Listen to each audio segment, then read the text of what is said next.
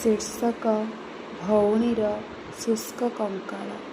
ନର କଙ୍କାଳ ବୋଝେଇ ରୁକ୍ଷ ଶରୀରଟା ତା ନିଜ ହକ୍ର ମାଗୁଣି କରେ। ଉଚ୍ଚପଦସ୍ଥଙ୍କ ଇଚ୍ଛା ଓ ଗର୍ବ ଆଢ଼ୁଆଳରେ ଲୁଚି ରହିଛି 19,300 ଟଙ୍କା।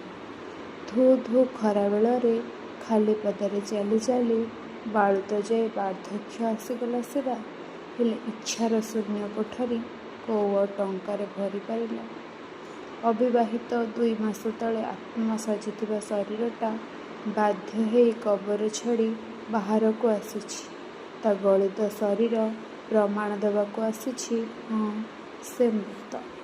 ତା ପାଖରେ ପ୍ରମାଣ ଦେବାକୁ ପ୍ରମାଣପତ୍ର ନାହିଁ। ଜଣା ନାହିଁ ଅସାମାଜିକତାରେ ଗଢ଼ା ଏ ସମାଜଟା ଏତେ ସ୍ୱାର୍ଥପର ଆଉ ନିର୍ଦ୍ଦୟ ବୋଲି।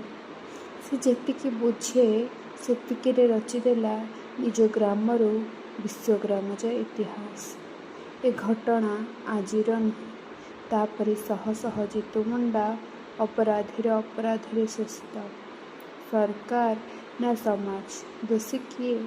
ଦାୟୀ କରୁ କରୁ ବୟସର ଚକ୍ଷୁଶୂନ କଳା ସିଲଟରୁ ଲିଭିଯାଏ।